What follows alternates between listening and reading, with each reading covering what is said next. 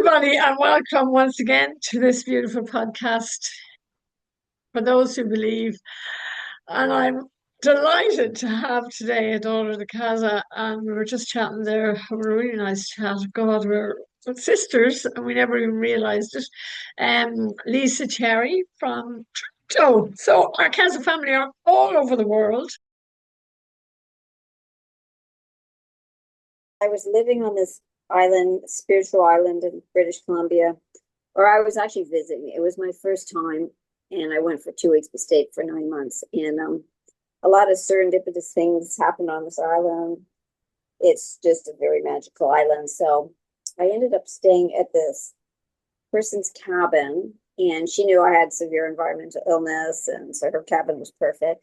And then all these people, after a few months, these people started raving over this guy that was on the island, and he needed like a whole heart transplant. He got his heart got worse and worse, and first he had like bypass surgery, and then all these things, and finally he needed an entire heart transplant because he was so sick.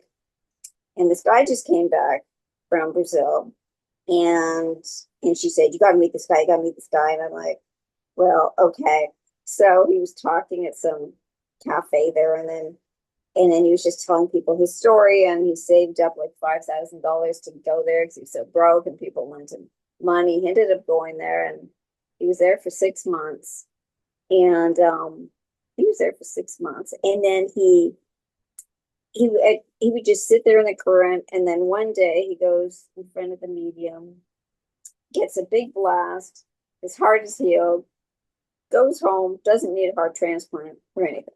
Oh, And so I got to know the guy, and I believed him, and it was just blew me away. But I believe in these things anyway. But and about 6 years later, because I was just so sick, I just didn't want to go to Brazil by myself, and I didn't know how I could do it, and I was so dizzy. I'm like, I'm not traveling anywhere by myself. So about 6 months, 6 years later, I happened took me 6 years. I happened to walk. Actually, that was about 2002, and then 2010 or 11. People were going to Brazil back and forth, and this woman brought me herbs back at one point, and I'm like, oh, so people kept like telling me about it, bringing me herbs and stuff, and then around 2011, I go in this bookstore there, and they have computers, so people are on the computers, and everybody just barges into everybody's business because it's just like one big family living there, even if you don't know people. So these people are looking on the computer screen at this really nice scene, and Joao is on there with, I don't know, some people, but then there's like all the green in the background. So, and I can't remember, these women are wearing like white flowing dresses, and there's him. And I said, "What are you guys looking at?" And they go, "Oh, it's John of God. You should go there." And then I'm like, "What is it?" And they're like, "Well, just look it up." And they give me the website. And then they go, "You should go there." They don't even know me. And I'm like, then they leave. I'm sitting there. That was weird because all these serendipitous things happen there. sure. And I'm like, okay, never. I mean, I heard. What was weird is I didn't remember the name from the guy that had a heart transplant. I didn't even know if he mentioned his name, so I didn't even know who Jonathan was, even though it was the same place. And then this other person comes and sits at the computer beside me. She starts looking at the same thing, and I went, "John of God," and she goes, "Yeah." She goes, "You should go there." Then she gets up and leaves. I'm like, holy crap. So I think that was like 2011. And I had really hurt my tailbone because I had sat down where I thought there was somebody pulled the chair on me or something. I fell on the cement, and my tailbone was a mess. And he was coming to New York because he did these a few day things in New York every year. And I thought, okay, I can go to New York, like upstate New York, because that's easy. I'll just go there by myself. And it was my favorite retreat center, which is the Omega Institute. I just love it there. And that place changed my life. So I go there, and I'm not thinking of anything. I had no idea what to expect. And, there's a big hall, and he's at the front, and I can just hear him throwing people's canes. And I'm on the other side of the spirit, and then throwing things. I'm like, what the heck is this? I'm like, okay, I'm just going to sit here. But they had an outside area too where you could sit in the current. It was beautiful. So I just sat outside and I would just do this and kind of knock off and just soak it in. And then I just noticed by the end of it, it was like 2 or 3 days that my tailbone was all better. And I'm like, this is weird because I didn't even go there for that. I went there for my environmental illness. And my tailbone was all better and I was in shock. And then I end up renting a room, because with my environmental illness, you move from place to place because every building bothers you. So I rented this room with this woman's, this professor's apartment, because she went away. And then I had a dream where there was this baby in the dream, and it was kind of stillborn or something, and it was her baby. And so I told her after, I said, I gotta tell you, I had this dream and I don't know why, but there was this baby in it, and I had no idea, but it was your baby. And then she started crying because she'd been trying to have a baby and she'd been having like miscarriages and stuff. And I didn't know she was into this spirituality stuff. She was so blown away from that. She booked a ticket with her husband to Brazil. She found a guide that was only charging it's really cheap. It was like $100 for the week or something. She stayed at San Rafael. She booked the whole thing. I would have never gone there if it wasn't for this, because she found everything. And I'm like, okay, I'm just going to go there and book the same guide, stay at the same Rusada. And because she kind of set the thing up, I thought, if she can do it, I can do it. So 4 months later, I ended up going there. And in a million years, I never would have done it, because I wouldn't go to New York and then 4 months later go there. I probably would have thought about it for 2 years. I never would have found a guide myself. And I was feeling a little better by then, probably because I'd gone to New York. And on her street, there were these roofers, and they had the sign on the truck was Texiera Roofing. And I thought that was another sign. This last name, yeah. Teixeira, which is the medium's last name. Oh my Yeah, and it was spelled the same. I'm like, okay, I'm taking this as a sign also. So it was pretty wild. So I ended up going, and I used the same guides she used. This is husband and wife from Texas or something. So I used them, and it all worked out. And I was staying at the San Rafael, and I was only booked there I think I was booked to stay there for 6 weeks, because 6 weeks minimum is a good one. And then I hadn't received any, it was kind of noisy. I really liked the San Rafael, but it was too noisy for me to have a spiritual experience. And I was like, I have to get a miracle before I leave, because there's no way in hell I'm leaving this place. I came all the way here, and I was subletting my apartment in Toronto. I'm like, I don't have to be anywhere. So I decided,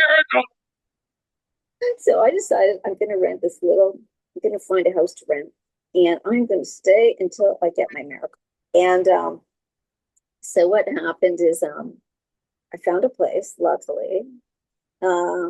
It's probably a bit of a ripoff in Brazilian standards, but this American was renting it to me. And she told me, under no circumstances, she told me to take care of her cats. There's 2 cats that were on the street, but I fed them.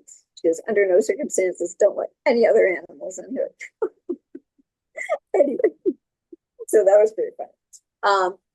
So as time is on, I keep putting lists in front of, the entity. I'm giving them lists, and I'm like, this is what I want. I kept going for surgeries, and the other amazing thing is the first 1 or 2 days I was there, I'm really allergic to milk, but I was there, and I was hot, so I wanted ice cream. So I started eating ice cream. I didn't react at all, and I could eat cheese, I could eat anything. I'm like, holy crap! In just 2 days, the allergies are gone. I was blown away. And so when I got out of the San Rafael, I was just determined I'm going to be in a spiritual place and make something happen. And that was, when did I go? One January. And then about March, still around my birthday, still nothing had happened. So I was I was using these translators, and then I thought, screw this. Nothing's happened. I'm giving lists. I'm doing everything. I am just going to walk by him and just think in my head. I have really bad conjunctivitis, and in my entire life, I had a surgery when I was a baby, but such bad conjunctivitis that I've made my eye thinner from rubbing it. Like nothing would help. It was like poison ivy, and I still need a corneal transplant because I can't really see as well out of that eye as the other one. And it was so insanely itchy. I even had to leave one of my university programs because I couldn't study because of this. Mm. So I just walked by him and I thought, I just want the eye fix. It's the bane of my existence. I didn't even care. I didn't even ask for my environmental illness. I'm just fix my eye. I should have thrown the environmental illness also. And I just walk up to him. They try to get you to go by quickly. And I just set this really strong attention, looked in his eyes and said, fix my eyes. And then get rid of this thing. So they send me in the surgery room, and then I go back to my place and I'm lying there and I wake up the next morning. My eyes are fine. And that's like unbelievable. Like never in my life do I even have like 5 minutes of my eyes being fine. And I'm like, God, they're not even itchy anymore. And I was like shocked, and I'm like, and what I've done before is you weren't supposed to use your computer after these surgeries, but because I had to find a better place to live in Toronto, I would cheat even after surgeries and just use my computer at night and just use it at bed. And these guys would bike by my fence and on these bikes and wave, and I'd be just in a nice warm night using my computer looking for a place to live. I never found another one. And so after this surgery, like I felt great the next day, and then I go to walk this dog that I had taken in off the street, the sick dog, keeping him in my garden. I go to walk him that afternoon, come back, the house is broken into. They got him in the back door. I didn't lock the fence because this gate this gate was really impossible to shut.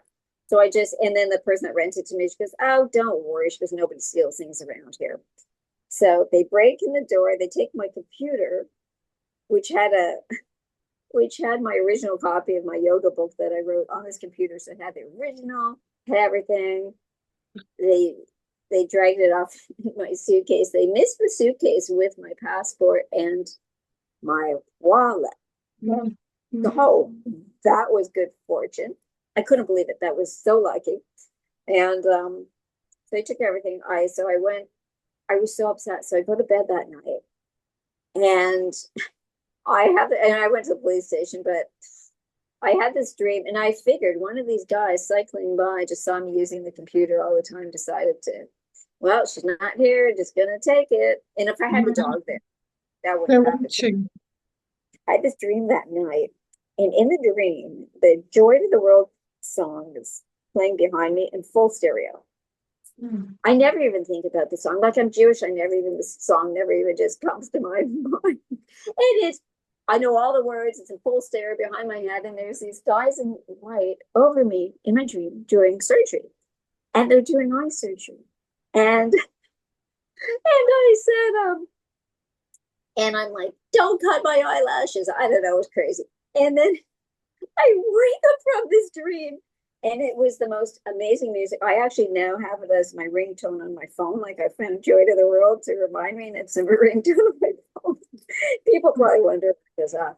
So I wake up and I'm like, I knew the entities had probably set up the robbery and everything just so I wouldn't lose my eyesight, right? Wow. I was like, you're singing Joy to the World, and someone stole my computer. And they also stole in that suitcase, I had a bunch of herbs. I bought so many herbs. There were like bottles and bottles of herbs, and I was so upset. But I knew it was a setup, and everyone's like, oh, the entities are too nice, they wouldn't do that. And I'm like, hey, this was a very vivid dream. It was very real, and that's what happened. But it was worth losing it to get my eyes back. Exactly. Like, so who cares about my computer? And if it wasn't for that dream, I don't know how I would have gone on. I was so upset, but that dream just saved me. Yeah. And and then there was one day where the cats were climbing all over me in the hammock. I got a bit of cat fur in my eye, and it started bothering me. And I'm like, oh, and then it was okay the next day again. Um, and since then, there's been only really rare times, like if I get cat fur in my eye, where my eye starts driving me nuts. Um, but and then it was around my birthday, so I think the day after my birthday, something Diego took me to the medium and said, you know, our computer was stolen and all our herbs were stolen, and I really didn't want to spend more money getting a bunch more. Oh, here's my Brazilian dog. Hey, babe. Shaking his head. Lovely. And hi, honey. I wonder if you can see him. Yes, baby. You see the guy? There you are, baby. He's right by the cat tree. Hey, honey. Oh, when He's you like go 4. away from Brazil, I know. I So that know. his name is Babe. They're Yes, entities. He's an entity. he Yeah. actually fell in love with this cat. The cat, I'll just Oh, finish God. boy, babe. So Diego told the entity that everything was stolen and asked him if they could just give me more herbs to replace them. So they gave me a big bottle of herbs, which apparently put all the energy of all my other herbs into this bottle. So I only needed one bottle. So I got that, and and it was just mind blowing. And when I found him, I'd taken one other dog, and that was too energetic and trying to chase this woman's cats around. So these her cats weren't coming back, and I was supposed to take care of them. So I got rid of this other dog. I felt bad, but then I found him on the street one day, and this other woman from Germany had these two dogs there that she adopted, and she kept making me feel guilty about, you know, I should be adopting a dog too. And in a million years, I didn't want another dog. And my other one had died like 20 years before, and I was not there looking for a dog. But I thought, okay, I had a house with a garden, and I feel bad, so I'll just take the dog back there. And her dogs are circling it, like they circled 6 dogs, and he was so cute lying there. And I'm like, oh no, they're gonna attack this one. Like I always see dogs being attacked by other dogs. Yeah. Like, I was making collars that said adopt me, and I was writing on these collars and putting them in every dog possible. So I had one on him, and I dragged him. I kind of had to drag him up and drag him home to me. He was like so sick. So he goes, put him in this little garden back there. And then and he didn't go after, oh, the cats were still avoiding him, but I would leave food out for the cats.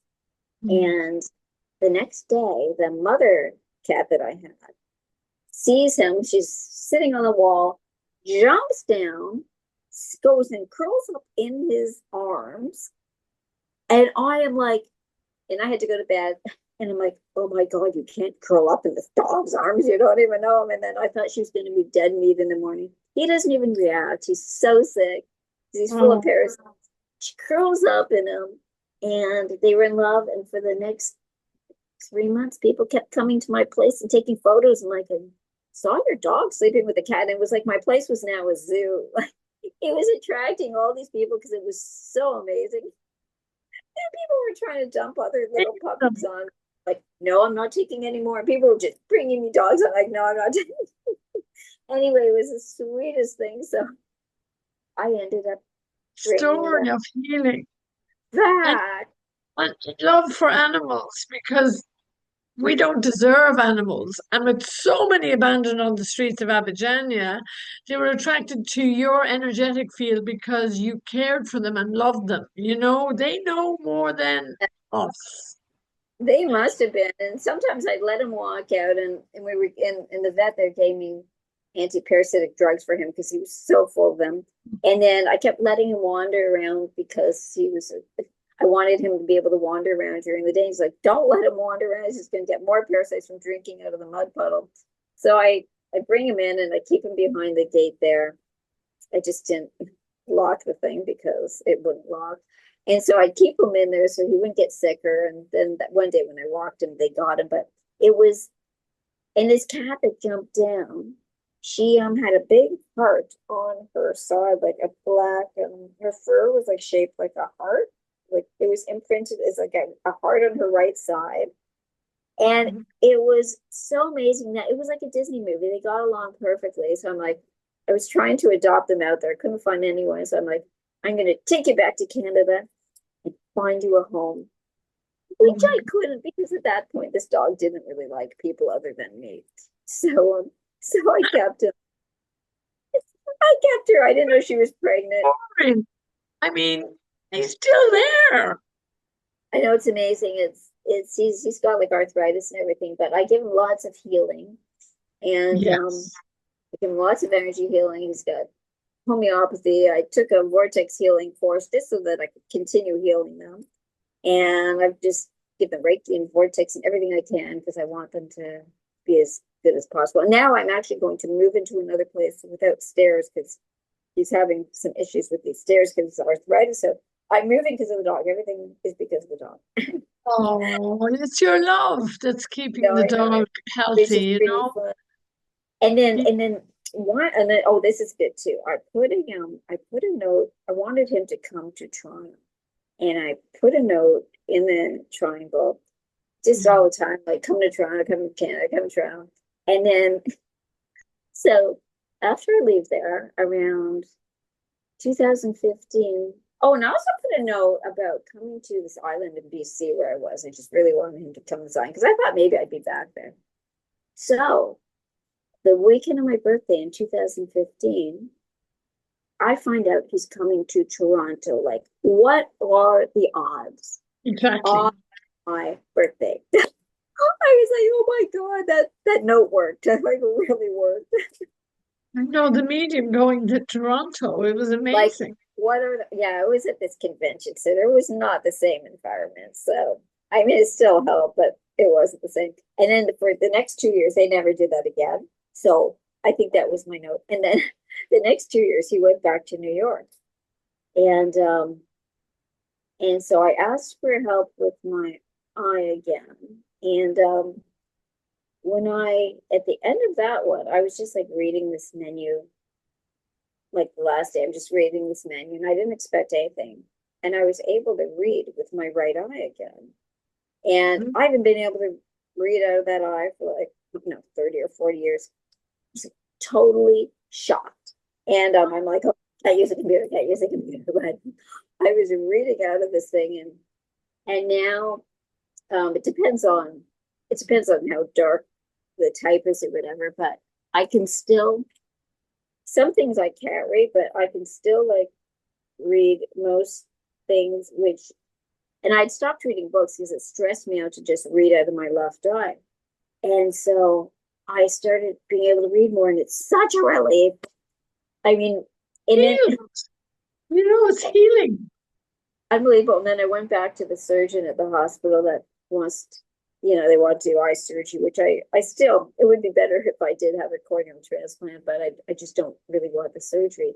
And so he's measuring, they do all these intensive tests to measure your cornea. And he goes, well, your cornea, because before he said it was so thin it could rip anytime. And he goes, and it's freaking me out. And so I'm like, I know, I rub it so much. Can you imagine? And so he goes, your cornea is a little thicker this visit. And I don't know why, but it's a little thicker. He Oh goes, my God. he was stunned because that was after I got all these healings and they just don't get thicker. So, Oh my God, that's a beautiful story. So your eyes have been healed, and it's a work in progress. It's like, ongoing. Yeah, yeah, because we are supposed to go to our art doctors also. We were always told that in the Casa, because yeah, they are missionaries of God too. But also the entities do so much work. I mean, I have not a similar story to you. I have been given 2020 vision. I have the same vision now that I had when I was 18, and I oh, yeah. received that at the Casa. I had both my eyes scraped with kitchen knives. I know it sounds crazy, but it happened. And I also had the scissors up the nose. So I had three physical interventions along with dozens of other interventions. And I can read the small print on everything. Everybody asks me, what does that say? And I don't even need glasses for driving. So it's insane. I went to Abadiania with glasses. So I have had that healing too. And it's also insight. I mean, my inner vision has become very attuned to my awareness levels are higher as well. I didn't really need the physical. It can be done without physical intervention because I think he did most of those interventions on the stage just for the non-believers, the doubting Thomases. And Sure, that's certainly why I he didn't did a hurt. physical.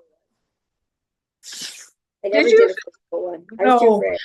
It didn't, and it didn't need to be done. And in the current, I had a lot of interventions that were not physical as well, and I really felt the knife. So I don't think it needed to be done to a lot of people. I think he was just showing the power of the impossible. Um, I mean, I mentioned to somebody recently, and they said, "Oh, he must have had mincemeat in his hands, throwing it on the ground." And I mean, it was the end of the conversation because you can't. You can bring a horse to water, but you can't make them Yeah, drink. And you no, can't tell somebody what happened in Abidjan if they don't that's believe. So true. And my friends believe me because they know, like the people that know me a long time, they good. know how bad it was, like my Yeah. eyes. And so these people, even though they think it's kind of quirky, they're wondering how, it's just too weird, but they believe me because they they know me so well. Yeah, and also your eyes look really clear and bright, and you're really like alert. Your eyes are very, you say you can read now, and I mean, I would put it down to faith as well. Faith moves mountains, and if you have even a little bit of faith in the process, it helps always. And Yeah, that's intention, true. my intention was to be healed, and that's how I received. I was open, I was ready, and they just came in, and they came in dreams also. You mentioned the dream there, very powerful work in dreams. That's how I did this podcast, and also the currents during COVID. They all came in dreams. It was always Saint Rita who said, take the current online and then do the podcast to bring us together because we have so much in common and we're on the same page and we don't necessarily have to hide what we're saying. And a lot of people who are watching this will get it and some won't. They'll just think we're two crazy people. But I don't mind. I mean, I know what's real and what isn't. And it's beautiful that we can actually talk together because we have been communicating for years online, and this is my first time to have a conversation with you, and I love you. You're brilliant, and it's so we're like we're sisters, and we are coming together as a Casa family. So these stories are so special, so important, and we're getting on like a house on fire. We're going to be fast friends now and we'll be in touch. And, I get to see you physically for sure, because I do plan on going on tour at some stage. Oh, So I will make it up there. And you're always welcome to Ireland, of course. And then you have your animals, of course, you can't just leave them. You see, this is it. You need somebody to take care of them when you're away. I mean, look at well, this. what? These are the two boys that I Look at have. And yeah, I'll send you a photo. They need to be in the on the crystal. Amazing. They're the offspring of the cat. Your Yeah, the cat one that passed away. yeah, the one that I Uh-huh. brought back. One night Yeah. she was going crazy. This was so funny. I didn't know she was in heat because there were no male cats hanging around her. They were all hanging on the wall, looking down, scanning for female cats. And because of the dog, they weren't going near her. And then one day she was going crazy, running around. I finally let them in the house I was staying in. I was making them stay outside before. So I finally let them in because she really wanted to go inside. So I let her in there.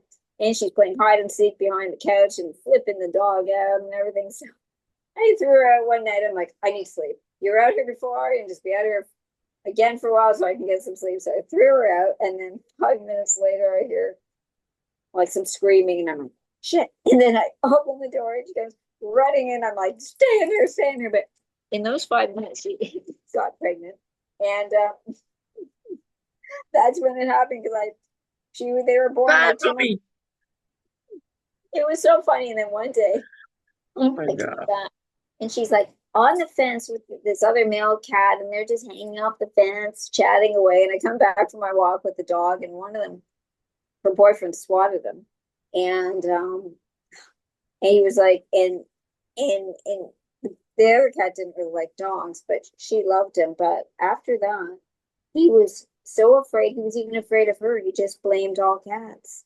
He Really? just wasn't the same. This other dog swatted him. Yeah. Wow. It's Wow. They're really, sensitive, you know?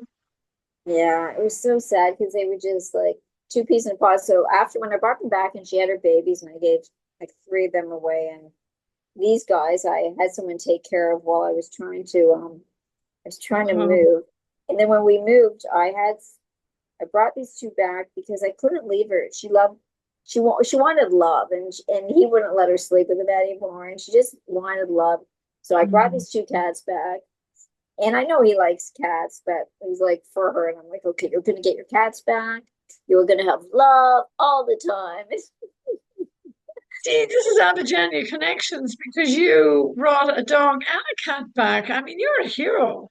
In a million years, like I did not go down there for that. Like in a million years, it was the strangest thing. Like so many strange things happen. But I always wanted to rescue a dog from China or something, and I always wanted to rescue a I dog. And know, because they're having a hard time there.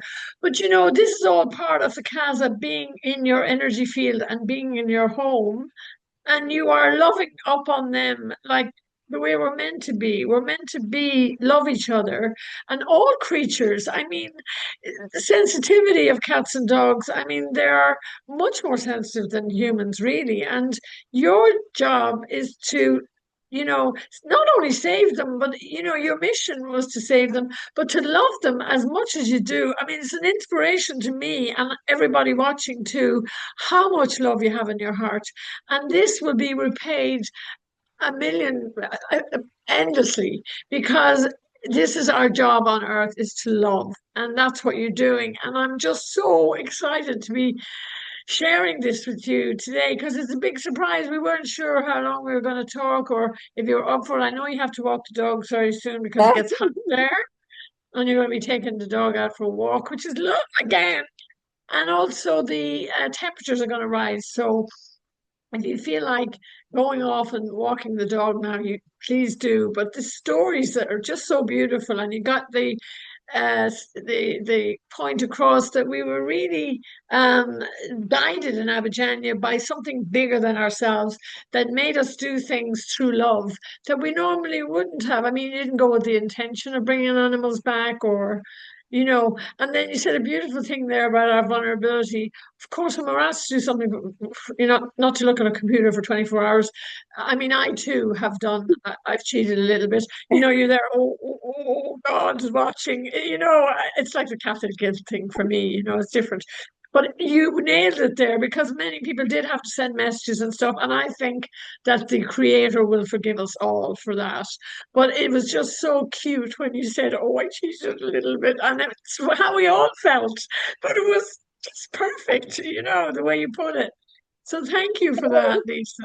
So funny because I mean I'd been there for a while, and I'd had a couple eye surgeries where my eyesight did start to improve. I felt better. Then I knew I ruined it with the computer, and I thought, am I an idiot? I come all the way here.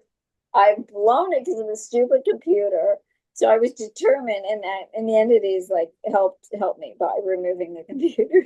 And then one day I'm sitting at lunch with this guy, this other person, there's a whole bunch of people there, and he starts talking about how he caught this guy going to his room trying to steal his computer. And then he found the guy, yelled at him, chased him, and the guy dropped it. And I'm like, that guy went from your place to my place. Like after that, he probably just ran over to my place. And Your computer, boo. I was like, oh my God. But I mean, Away from you so you wouldn't have to be cheating. Look at that. I know, and the computer was about to die anyway. So the guy probably delivered it to his drug dealer, and then it wasn't worth anything, and the guy got in trouble. You gotta get in your computer anyway. But still, it's a good story because they removed what needed to be removed and they didn't get your passport and stuff. So they got the computer out of the way because your eyes are more important, and it's probably saved you in a lot of ways. There's Oh a my bigger God. picture, Oh, I there's don't know. always a bigger picture. I'm just gonna run to the washroom really quick. Yeah, and then we can finish up and you can come back, and yeah, because we're nearly there. God, it's Okay. worth the Oh, time difference. Yeah, okay. Thanks. no, imagine.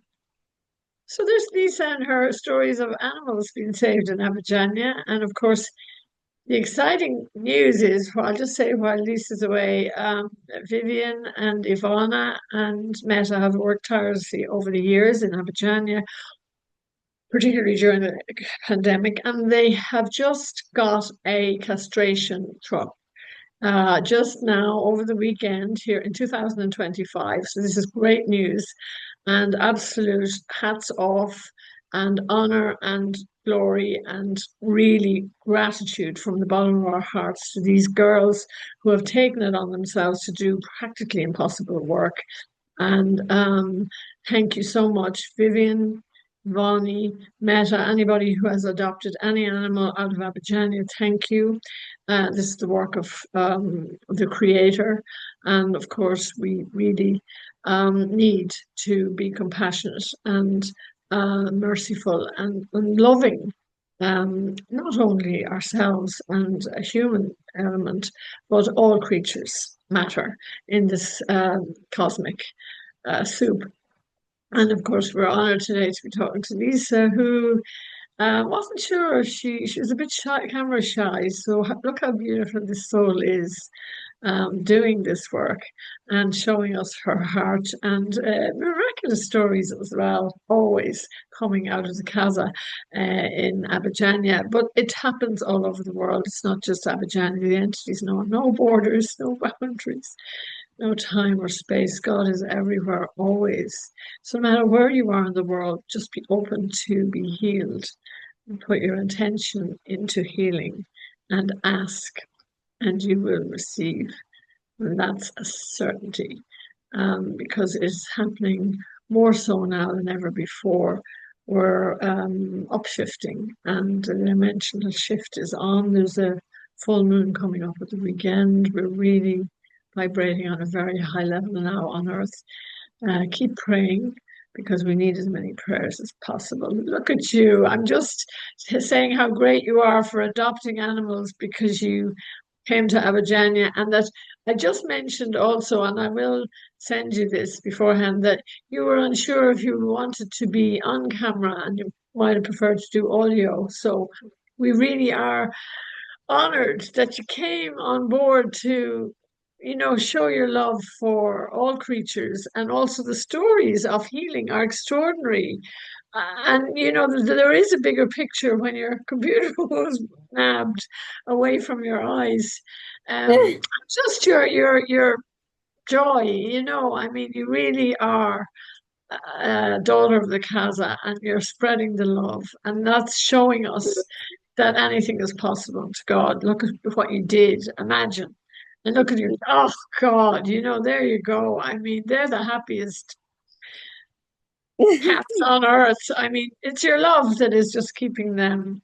Well, they You like, know. I never was really into cats before. I was always kind of afraid of them because of their claws and everything. And they showed me so much love. And just watching them, I mean, after being in Brazil and then seeing all those miracles and then watching them being born, um, it was like from nothing and then there's life. It was like I had my own kids. I was just blown away. It just really affected me.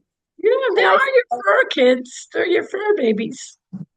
Oh, but just seeing life like come out of her just blew me away. And apparently, it was just mind blowing. And they showed me so much love. I don't have as much love for the dog. Like they really showed me love. And I feel so much love. He, he Yeah. was, he was really untrusting. And now he loves people, but he was like really untrusting of people. And it was Abuse, probably, scary because I mean, I never knew if he was going to bite him because he was probably really abused. yeah, and it is a tragedy, and I do pray a lot for the animals in Abidjania because the abuse that they're suffering is really horrific, and Oh, and I know. how could you even hurt? I mean, even if I stand on an ant, I get upset, you know. So this is love in action. You know, you actually did something about it and liberated these beautiful animals from the perpetrators of just violence. I mean, it's insane. And a lot of these people have children, and then the children see this, and it's just generational. So thank you for saving these wonderful creatures. You And know what? also, Sorry. no, go ahead. I've been planning for years on writing a children's book about these two and getting it translated into Portuguese and teaching the kids about rescuing animals. So I have to actually write this thing, but I've been planning on doing it. Well, let's put it out there, and I will pray for you. I'll light a candle for that, because that would really, really, Oh and yeah. make it colorful and illustrations. I mean, Yeah. that it's already in the universe. It's already out there. So do it and enjoy it. And also, it will change people's perspectives because this Yeah. is what we really need is a shift in consciousness. And that's Oh yeah. exactly what you're doing. And once it's out there into the hands of the creator and all the entities of light, it will go to fruition. And anything I can help you with, I certainly am available to help you always. Oh, thank you. Because and Yeah. I never have an idea. I do it. And I wanted to get it in the schools and everything, and I think I could really deal with them.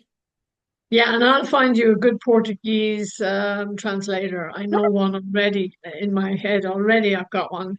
So all you need to do is do it in English and simple words, and then a few pictures, and we're off. And we will change the world together, one step at a time. Yes, and Love. I gotta find a good illustrator. By the way, you know the revision nights. Yeah. I had a couple doozies. It was kind of like now it would probably freak me out, but I was just like I was into it. But I've had a couple doozies that you would like. I'm afraid of horror movies, and I've had some doozies where I'm like, oh my God, I wonder what's going to happen tonight. So the first time I had it was in New York, and I didn't know what to expect because you just figure, okay, they're going to come and take your stitches out. So Mm. I go to sleep, and actually, I'm not sure why I had this in New York that weekend because it's usually 7 days later, right? Yeah, this white night, seventh night. Yeah, so maybe this wasn't a revision night where I go to sleep, I go to the hotel room, and then the phone starts dialing out. Like I'm in bed and there's a phone there, it starts dialing out. And I'm like, why Mm. is this phone dialing out? Like as if I'm dialing something. And I'm like, and then I pick up the thing, I put it down again and go back to bed. It starts dialing out again. And I'm like, holy shit. And I'm like, after a couple more times, I'm like, okay, well, the entities are dialing me or something. I don't know. I just pulled the phone out of the wall. So I wasn't gonna be able to sleep. And I'm like, okay, if the phone rings now, something's really up. And so that wouldn't have been a revision night because that was like the next night, but that was pretty wild. And Yeah. and then this Inexplicable and then as the entities are. and the only other the one revision that I remember the most, I mean, something would happen every time, but for some reason I don't remember them all. But this one of them, I'm lying. I'd been to the thing in Toronto when he came, and I'm lying in bed. And so, babe, he's lying on the couch beside me. And at about 2 in the morning, I hear it sounded like a train was going through the room, like this hurtling train. And then above me, like in my mind's eye, why I heard this voice, and it's this friend of mine that died. And she's like she transcribed my book for me that I did that yoga book that was stolen in my computer. So I hear her voice. She's going, Lisa, it's Nikki. It's Nikki. And I'm like, could barely hear her because of this train. And I'm like, and I was just trying to figure out who she was. And I'm like, Nikki. And then I'm like half asleep in this revision dream. But it was real. Her voice was really coming. Yeah. She was like really up there Sure. calling. So this Sure. train, it felt like the room was vibrating. And then I opened my eyes at one point. I didn't see her, but I look over at the dog to see if he could hear what I'm hearing. So Babe's just lying there on the couch going, he's just biting his feet. He's like, I'm like, okay, he must be hearing what I'm hearing. Then I go back to sleep and she keeps calling me because she was trying, because I was so connected to the other side. She wanted to connect with me. And I'm lying there and I went, just in my mind, I'm like, sorry, there's like a train going through and I can't hear you or talk to you. And then it fell back asleep. But this thing went on for a while and she was the only person I could hear. Then when I woke Mhm. up, I was like, oh my God, it was unbelievable. So, Absolutely. so powerful. I'll never forget that. And I felt really bad because she was trying to reach me and I Mm. couldn't, and I don't know if she knew that I couldn't talk. So, oh my I'm God. sure she could. I mean, it's amazing Yeah. how people come back. The veil is very thin, especially when we're asleep. But I'm sure she knew that you Yeah, knew she it was her. And I always get people to put names in the triangle if I dream about them, or I always light a candle for them because I know that there's a reason why I've dreamt about them. And then usually within a matter of days, I hear from them, which the ones that are alive, and they need yeah. help. So it is actually a download that we're getting. And I'm not one for seeing a lot of things. I mean, the entities did up the ante with me a little bit, but not like I don't go around seeing dead people. You know? So thank God. Not like that movie, American Werewolf in London or whatever. Ugh. And I Oh, can't stand horror movies. I would watch them now. I couldn't even think about it, you know? oh my God. One night at the beginning, because I don't like this friend of mine I met there, she was seeing, they were coming in her room every night, showing her pictures when she was awake. She was telling me stories. I couldn't stop laughing. Like it was the wildest thing. She could see everything. And God, and I just don't want to see things because it would freak me out. So one night before I go to bed, near the beginning, I said, okay, don't I don't mind if you come in my dreams, but in my waking hours, I don't want to see anything. I don't want to hear any voices. Just don't show me any of that stuff. So in my dream, I had this job, like in real life, I had a job came. So in my Mm. dream, this guy in like a white doctor's coat or something shows up in my dream and starts pressing this point in my jaw.